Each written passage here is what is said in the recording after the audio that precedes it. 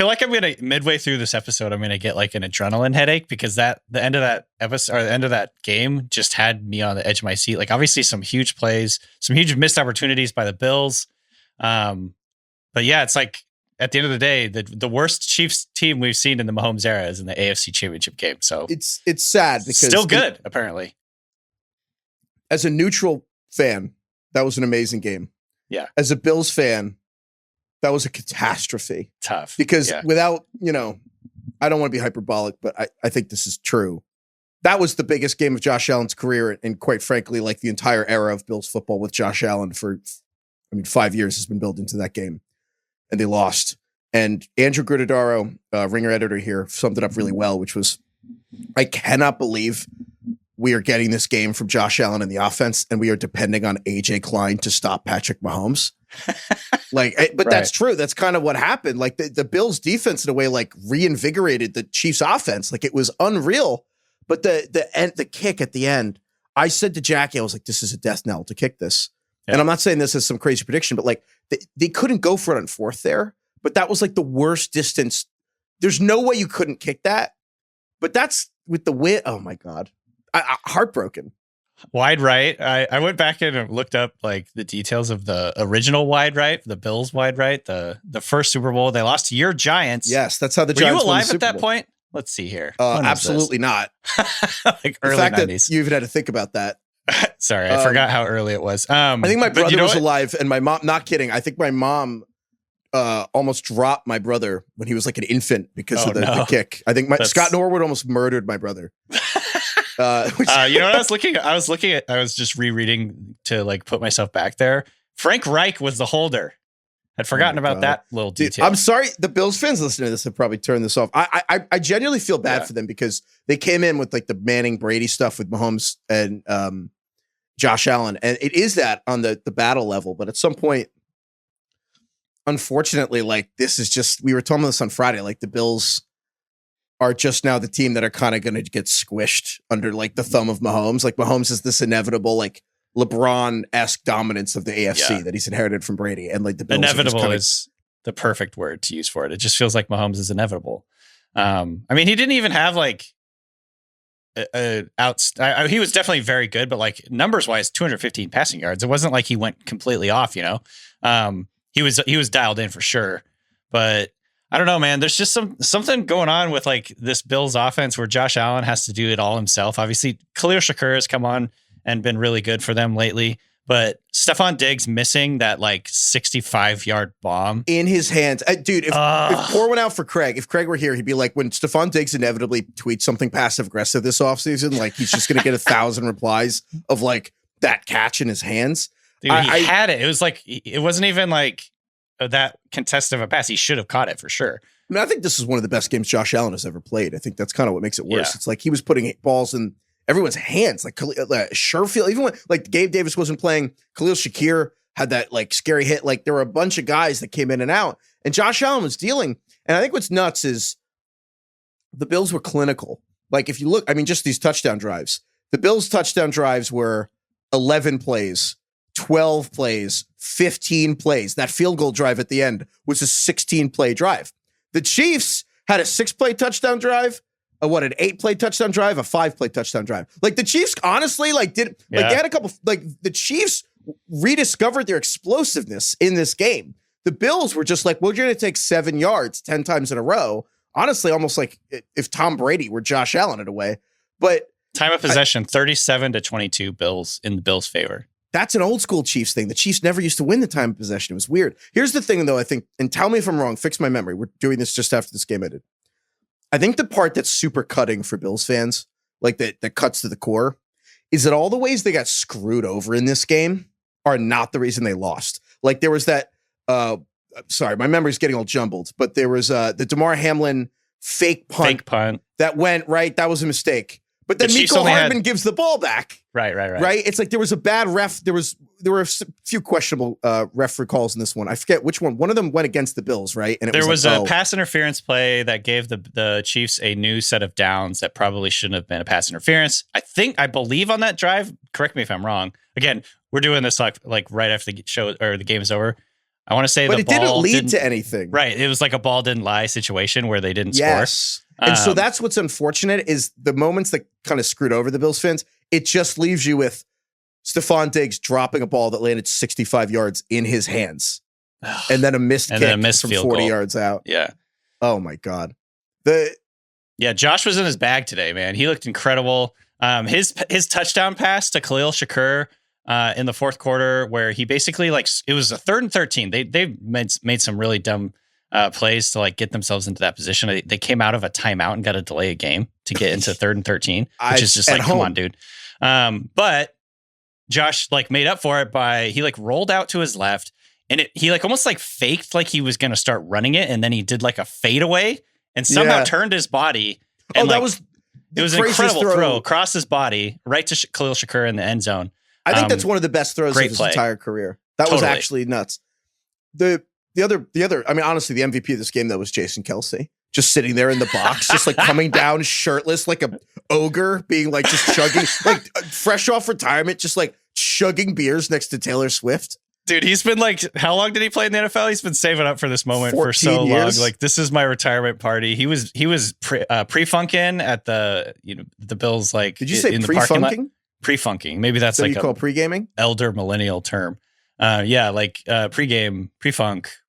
Email us at ringerfantasyfootball@gmail to tell me if that's regional or an age thing. Pre-funk? You've never heard the term pre-funk? I've heard pre-gaming is think universal in my generation. No, I know. I'm just curious if that's a regional or age thing. Whatever. Anyway, Kelce was out there hours before the game, mingling with all the Bills fans, having a great time. You see him in the luxury box with Taylor Swift and all of her entourage, no shirt. There was one the whole time. It wasn't 5 minutes. He just didn't wear a shirt during the game. Tarps off. You tweeted out he at one point when Kelce scored, I think his second touchdown, Travis Kelce, his brother, scored a second touchdown. He got up in the window and just let out this most primal scream, and you put the Jurassic Park T-Rex noise over it. Yeah, I tweeted. It was honestly the best tweet I've ever had. It was amazing. If I ever had a reason to go to my Twitter, Danny Heifetz, it was just it was. But incredible. Then literally an hour's time later in the game, not necessarily, I don't know how long exactly it was. There was a fadeaway cutout to the commercial, and it showed Taylor Swift, and in the background, Jason Kelce, no shirt, still Inside. just chugging. Still just chugging another beer. Just crushing Labatt Blues. That guy's worth $50 million. Just crushing the cheapest beer in the stadium. Which led to one of the greatest tweets I've ever seen in my life. Sheil Kapadia, our esteemed colleague, who was sitting on this little piece of information for apparently 5 or 6 years or however long it's been. The famous Jason Kelce Super Bowl parade performance where he gave a big speech at the end of it. Sheil apparently asked Kelce how many beers he's had that day, and he said north of 20. and then she'll follow that up with, how drunk do you think you were? And he's about a 5. So what's the over under on the number of beers you think Jason Kelce drank today? Dude, drinks, alcoholic drinks. I'm guessing 25. Because why it skews you. It's kind of Michael Phelps would eat 15,000 calories or whatever. It's for these professional athletes, Jason Kelce probably would weigh 190 pounds if he lived a normal life, but so we have to skew it for that. The stories of Fridge Perry on the Bears. He had to drink 12 beers to get drunk. It's going after Wade. It's Wade Boggs, the stuff of legends. Dude, that's always sunny, chasing Boggs. Kelce could probably do it. Yeah. Dude, it is insane to think what an offensive lineman's when they get married and they go on a bachelor party, what 12 offensive linemen could just do. A 30 rack per guy. Oh my God. It was so much fun to watch Jason Kelce today. This is unbelievable. But I will say, so 2 things from this game that also just stood out to me. Well, 3 of the football. The Mahomes is incredible. Well, I guess we should. Mahomes is an all-time player. I just was sitting there. It's it's hard to appreciate what you have till it's gone. Brady's gone. Patrick Mahomes and Josh Allen. Josh Allen is John Elway 2.0. I was talking to Joe House about that earlier today. He is. And Patrick Mahomes it's this Mahomes Allen. I don't think it's Manning Brady. I think it's basically Elway Marino if Marino had won 2 Super Bowls in his first 5 seasons. Patrick Mahomes is the guy we will be telling. I mean, you have kids, and I guess you saw Brady too, but it's Brady's Brady. Mahomes is, I don't know. He's kind of like LeBron. It's just, he's going to do this forever. Inevitable. It is insane. Yeah, it's so this is their 6th straight AFC Championship game.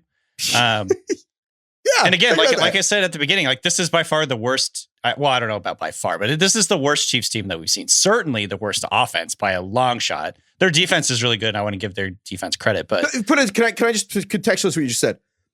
Patrick Mahomes has never not made the AFC Championship game.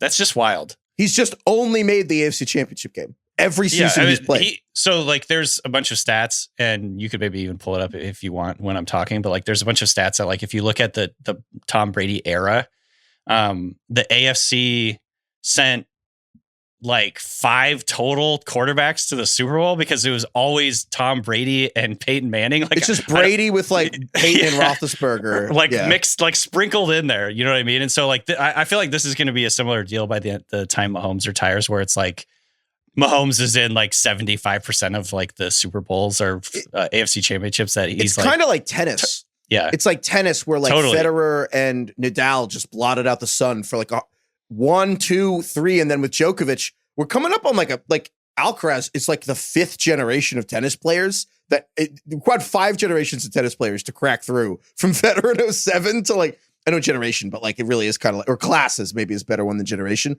5 classes of tennis players came up till they could crack like these 3 guys kind of blotted out the sun. And like Mahomes and Brady will be like that. This to me, the feeling that I get from this game is, and I think some people thought maybe that the Eagles would do this in the first round when they lost to the Bucs, where it's like, yeah, they weren't playing very well, but they're experienced, they're playoff tested, and they'll figure it out come playoff time. And the Eagles obviously did not do that. They completely face planted. But the Chiefs did it. You know what I mean? Like they bowed up at the right time. Travis Kelce had his best game. He scored his first touchdown since week 11. It's been a long time. And he like looked great. He looked like vintage Kelce. He was, shaking guys. He scored 2 touchdowns. And the whole time I was just thinking like, just picture this Chiefs offense if they had even just really, really average, ho-hum, not even very good, just, like role-playing receivers. Like if they didn't have the worst receivers you can possibly imagine in Kadarius Toney and Mecole Hardman, like what would this offense look like? I have to give you your props. I think this has been probably the best season you've had, like calling stuff I've ever done with you. And you said from like literally the day they traded for Mecole Hardman, you're like, this guy can't play. Like this guy cannot hold on to the ball. He's like worse than Kadarius Toney. I thought you were messing with me. Mecole Hardman, literally, we had 2 touches, 2 fumbles, like 1 yard, and he literally he fumbled on the 1 yard line into the end zone. Yeah. If the Chiefs lost, it wouldn't have been Mecole Hardman's fault. It would have been Andy Reid giving Mecole Hardman the ball. And so when you texted me, who's the worst player that could have had 1,000 yards on this Chiefs team? Or like how many receivers? And I became obsessed with that question because really, like, what if DeAndre Hopkins was on this team? But you started like Josh Palmer would have had 1,000 yards for the Chiefs. Oh, easily. I think Josh Palmer could have 1,000 yards on any team. I think he's like actually good. Dontavian Wicks for the rookie 5th rounder, I think would have had 1,000 yards easily. Our buddy Easton Freeze covers the Titans. He threw out Nick Westbrook-Akine would have easily cleared 1,000 yards in this offense. Here's a couple other guys I think would have cleared 1,000 yards. Isaiah Hodgins. Just traded 2026 6th round or 7th round pick for Isaiah Hodgins. He's going over 1,000 yards in this offense. Honestly, I think you're right. They got Richie James from the Giants and not Isaiah Hodgins. Alan Lazard easily clears 1,000 yards in this offense. Stop. Nelson Aguilar. He's going for 1,000 yards. Yeah, Demarcus Robinson, who was on the Chiefs before, I think. Probably good now. Donovan Peoples-Jones, I think, goes over 1,000 in this offense. Ugh, that name. Dude, Robert Woods, I think, was a free agent before the year. Kadarrell Hodge, like the wide receiver 4 on the Falcons. He's going over 1,000 in this offense. Dude, it is insane. Like, I think we underrated. We're like, what's wrong with the Chiefs? It's like they just actually have the most incompetent. Dude, it's basically they have the Bluth children. Can you imagine putting yourself like a couple weeks ago when Kadarius Toney hit like a new low and being like, they're going to have someone that makes you miss Kadarius Toney being on the field. And that's Mecole Hardman. This is this game. And you're like, wait, you'll wish Mecole Hardman like you said it early in the year or a couple weeks ago, at least, like the Chiefs would have won like 3 to 4 more games this year if they just had not traded for Kadarius Toney, or even if he hadn't been playing, they would have won 2 to 3 more games. They would have won in week 1 and they would have won the Bills game.